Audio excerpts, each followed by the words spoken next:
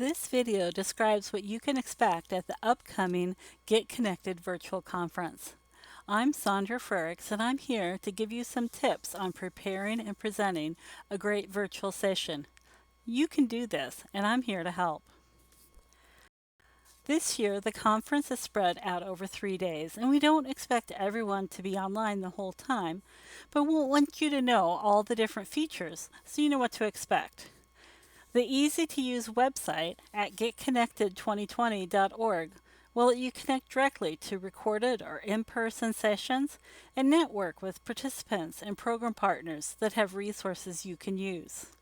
Here are 5 steps you can use to get the most out of the conference for yourself, for your program, and for your staff. First, focus on the plenary sessions where everyone has opportunity to get together. At 9 o'clock Central or 8 o'clock Mountain each morning, these sessions explore one of the conference themes, what is coming up later in the day, and connect you with great resources. Be sure at least one person from your team tunes into each of these sessions so that they can bring information back to your program. Have a plan to get the most out of the concurrent sessions too. Each participant can attend up to 6 of the in-person interactive concurrent sessions. Your team may want to attend some sessions together, or you may decide to divide and conquer and have different people attend each workshop. If you're going to do that, make sure that your team knows how you're going to ask them to share what they've learned back with the rest of your program. Review the recorded conference sessions before the conference begins. They'll be available at least a week before the conference. Note which ones are most relevant to your program.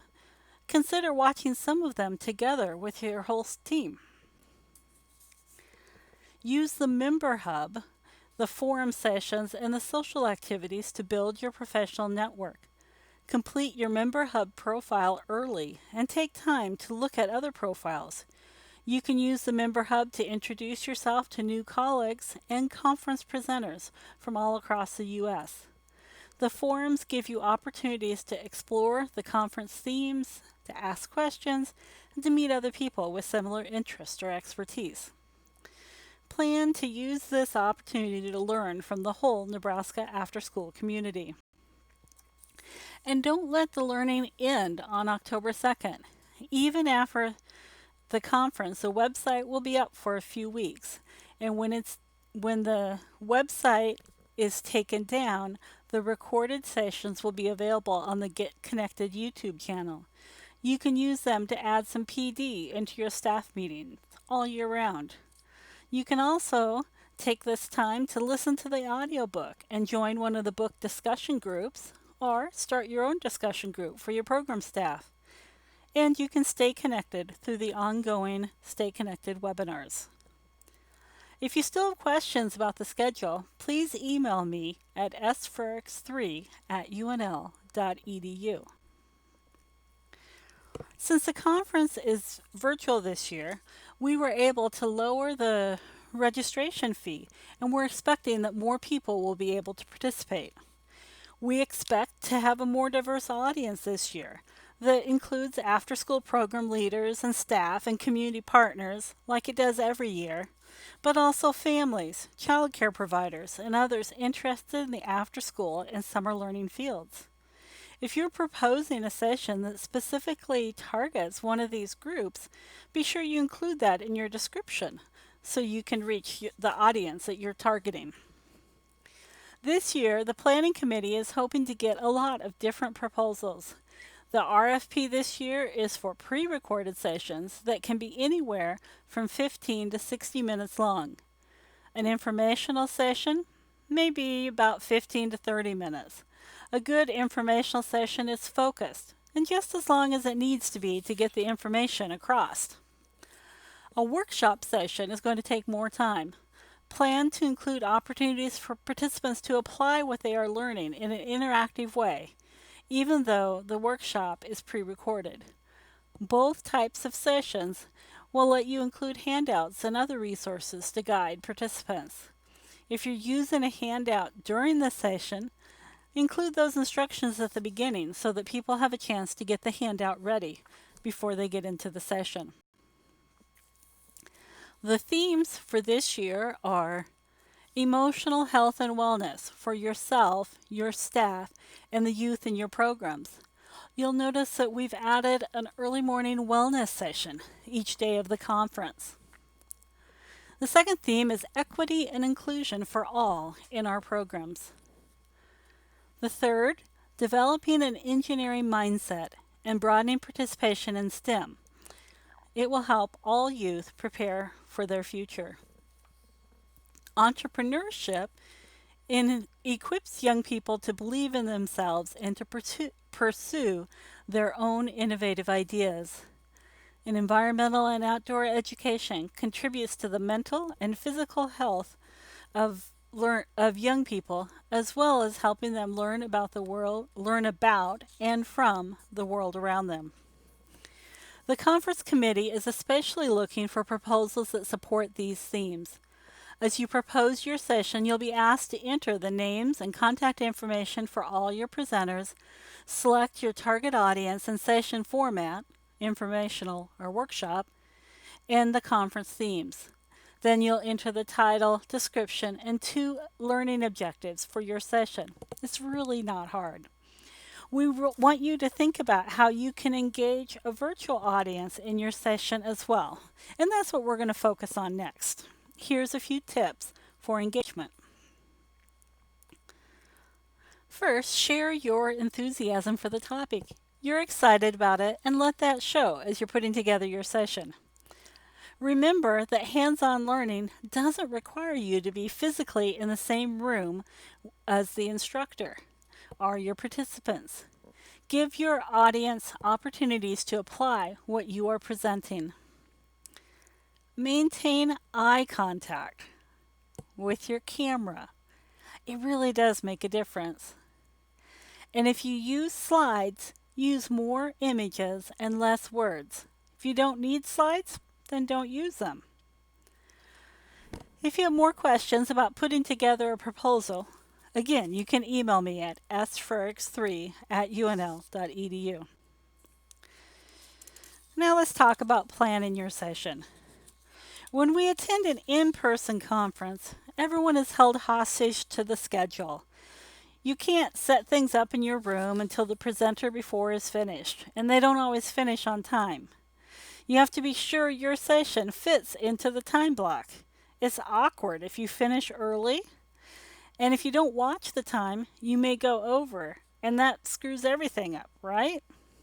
It can be frustrating. With a pre-recorded session, it's fine if you cover everything in exactly 33 minutes, or if it takes you 48 minutes. That's okay too. You don't have to stretch your content to fill the time or rush through things. Just relax and let the session take the time that it takes. That being said, if your session is focused on telling us something, try to keep it short, just 15 to 30 minutes. Just because we tend to be impatient listeners. We're not always good at paying attention, so focus on what's important and get it across quickly. If your session is more than 30 minutes, though, your audience is going to need you to add a little bit more to keep them engaged. Here are some tips. Ask engaging questions. You won't hear the answer, but questions can help the audience think about how the content applies to their situation or how they can adapt the strategy for their program. Think about using images, videos, or scenarios to help the audience visualize what you're saying.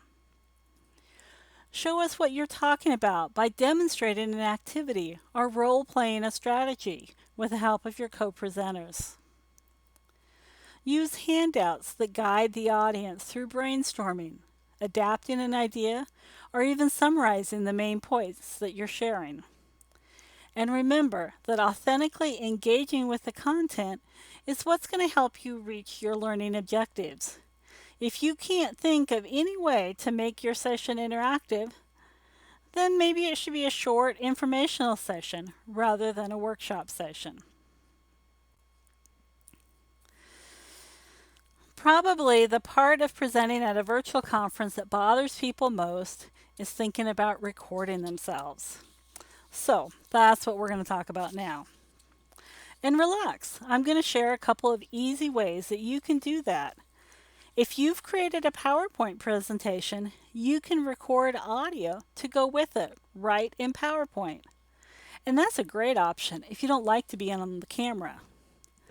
Another option is to record your presentation using Zoom. This is really helpful if you have co-presenters. You can all present together in a meeting via Zoom, and you don't even have to be in the same place when you record your session. Whichever strategy you're going to use to record your session, here are 3 things that you need to think about before you start recording. First, you're going to need a microphone. Most laptops have a microphone built in that will work for this purpose, but using a USB microphone may improve your audio. I like to use a headset with a microphone built in. That's what I'm using today. Second, know what you're going to say. It's really helpful to write out a script so that you know what you're going to say with each slide in your presentation. It will add confidence and keep it flowing smoothly. If you have co-presenters, make sure everyone knows who is doing each part of the presentation. And finally, take time to practice and read through your script a couple of times before you start recording. Once all the presenters are confident in their delivery, then you're ready to begin. As I said, recording in PowerPoint is really easy. That's how I made this video. The first step is to open your presentation in PowerPoint. Make sure that the PowerPoint includes the names of all your presenters and contributors. Be sure that you start on the first slide of your presentation, even if you're not saying anything on that slide. The recording will also include how much time is spent on each slide. And remember, if you've got a lot of information for people to read, you may need to slow down and spend more time on that slide. The next step is to go to the Record Slideshow option in the Slideshow menu under Setup. Then other options will appear. I recommend leaving the Slide and Animation Timings option checked. This option will allow you to sync up your narration with the slides.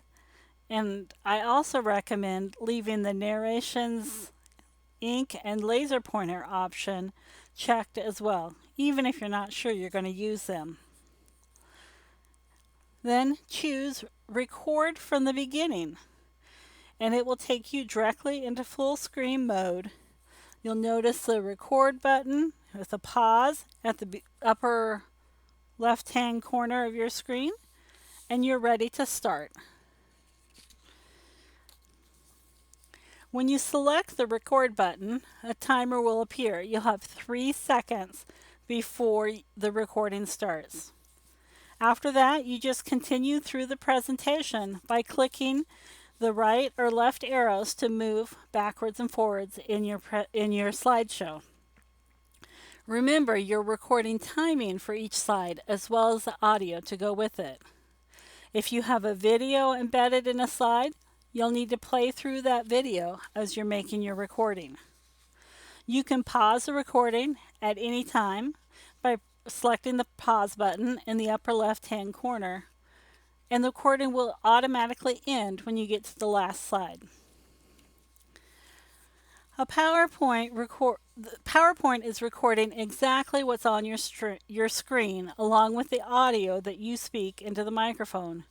If you have a dual monitor setup, you can use the presenter view so you can see your speaking notes on a second screen, or you can print them out in front of you. To play your narration back, you just select the replay button. A speaker icon will appear in the bottom right-hand corner of each slide after it has recorded the narration. You can also play through your narration by hovering over the play button. If you're not satisfied with your narration, simply repeat these steps to re-record it. And if you're having trouble, make sure that your computer settings allow PowerPoint to access your microphone. That's it. If you've got multiple presenters, or if you're not using a PowerPoint, or if you want to include a video of yourself doing a demonstration, if you want to record your session at a specific location or outdoors, or maybe you just want to see yourself in the video, then recording with Zoom will be a better option for you. But there are a few more steps for preparing before you begin with the Zoom recording. You're still going to need a microphone and a script, and you still need to practice your script before you start recording. But you're also going to need a camera, and you'll need to take some time to prepare your space before you do the recording, and you'll need to prepare yourself and dress professionally before you get started. So let's unpack these extra steps for recording with Zoom. First, the camera.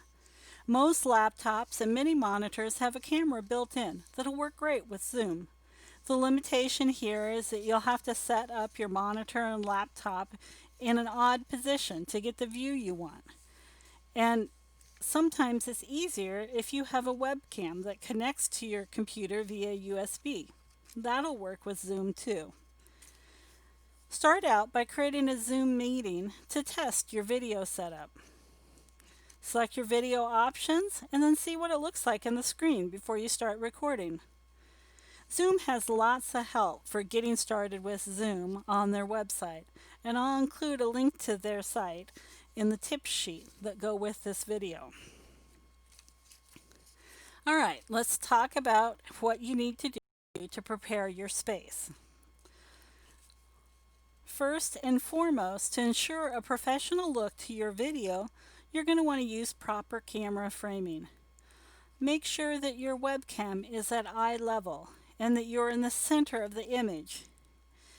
If the camera is too low, you'll have a double chin, and if it's too high, you'll look like you're kneeling. It can be hard to get a laptop set up at the right angle. You may have to stack some books or boxes under your laptop to achieve the ideal angle so that you frame your picture. Then think about the background. Regardless of your home decor, you want a calm, simple background. It's distracting to have a lot going on in the background of a video.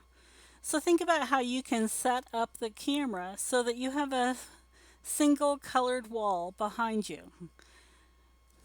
Make sure that the horizontal lines in the room are aligned with the horizontal lines on the camera, and the vertical lines align with the vertical lines on your screen. Another option, if you don't have a good background, is to use virtual backgrounds. But don't just assume that any virtual background will work.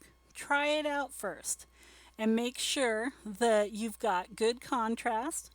Keep the background simple and make sure your clothing has enough contrast that you don't blend into the background. Setting up a simple green screen will make a virtual background look better, and the tip sheet will have some ideas about how you can do that if you need to. Next, you need to make sure that you have as much light in the room as possible when you're recording. The less light you have, the lower quality your video will be. So think about how you can get a lot of light around you. Natural light is best. So open all the blinds and put them in front of you, not behind you. You don't want the light coming from behind. You may also want to add some lamps and have them pointed at you. You can see on the side here one possible way to set up your space so that you have a maximum amount of lights.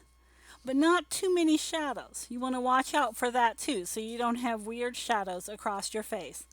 Experiment with your space and your lighting, get it to look good in that Zoom window, and then you can think about starting your recording. But one more thing, don't sit in a high back chair that is visible behind the camera. You don't want the audience distracted by anything, and chairs can ruin the great framing that you already did. You may even want to stand, and we'll talk more about that later. But if you're going to stand up for your presentation, then make sure you're standing when you adjust the camera angle and frame that image. The nice thing about Zoom is you can see all this on your screen before you hit record and get it just the way you want it. All ready now? Not quite. You also need to take some time to prepare yourself. Dress professionally, just as you were if you were presenting in person. Make sure that all your presenters are wearing pants. Wearing clothing that's just a single color or simple patterns will be helpful. Stripes and busy patterns can be really distracting on a camera, and especially if you're using a virtual background. Avoid colors that are similar to the background behind you. You want a good contrast. And also think about distractions while you're filming. Think about how you can keep pets from distracting you. Let the other people in your household know that you're going to be recording and ask them not to interrupt. Turn off ringers on any phones in the room and the weather radio, as I've learned from experience. Now you're ready to begin recording. When everything and everyone is in place, select record in your Zoom meeting. You can pause the recording, but you can't go back and start over. So don't feel like it has to be perfect. Just relax and let it flow. Zoom gives you the option of local or cloud recordings, and do your research to decide which one is going to work best for you. Again, I'll have some tips in that help sheet. Now that you're actually recording, having good audio is critical. Next, now we're at the key things to remember. Audio first. Next, eye contact. That means looking right at the camera. It can feel awkward to look at a camera while you're talking, but it will help immensely in engaging your audience. And if you don't want to look at the camera, remember you can record using PowerPoint, and then you won't have any video of yourself. Viewers feel like you're talking directly to them when you're looking right into that camera. It can help to put the Zoom window that you're looking at right next to the camera on your laptop. Or if that doesn't work, maybe putting a mirror right behind your laptop will help you remember where to keep focused and where to look. Remember to smile and project energy just as you would if you were in person. Even if you don't have video, smile. You really can hear the difference. Then relax. Enjoy yourself. If you feel like your energy is really not where it should be, try standing up so that you can move and gesture naturally. But if you're on camera, beware of where the edges of that camera frame is so that you can stay inside the frame. But no, you can move a little bit, and even if you're recording on a PowerPoint, standing up might help you get a better sound. The fourth key to making an engaging presentation is to slow down. In a normal conversation, you would pause to let the other speaker have some time to reply. But when we're speaking in front of a crowd or when we're nervous, we may go really fast. Brief pauses can make your presentation feel more personal. If you need to make adjustments and you need to start a video or open a web page, don't just talk and try to do it at the same time. Instead, explain. Now I'm going to open a web page. Then stop talking and do what you need to do. It'll come across much better than if you're trying to fill that silence with time. with words that just don't quite need to be there, like I'm doing right now. When you're finished, save your recording and get it uploaded as soon as you can. We need all the recordings uploaded no later than September 21st. But please help us out and get it uploaded before then if you can. We won't be able to add your session after the hard launch of the website on September 23rd, so don't delay. Get it to us as early as you can. Wow, think about how far you've come. It's September. You had a great idea for a presentation. You recorded a fun and engaging video. It's uploaded and it's ready to go. But you're not quite finished yet. There's a few more things you can do to make your recorded session a success. Be sure you have your profile set up in the Member Hub and be part of the conference forums. Talk about your session. Let other people know why they should take time to view it. Comment on the social media using the hashtag AnyConnect. Get people excited about what you have to say. Make it part of the conversation in person, during the conference, and on the social media. After the conference, think about whether you'd like to do a Stay Connected webinar to keep the conversation going. Right now, you can go to the conference website, getconnected2020.org, to see the most up-to-date schedule and other details about the upcoming conference.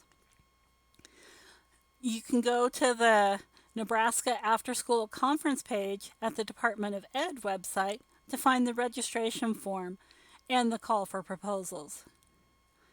And you can email me if you have questions as you're proposing your session or as you're preparing and recording it. Like I said, I'm here to help. Just email sfrericks3@unl.edu. Thanks for listening, and don't forget to download the tip sheet with links and helpful resources.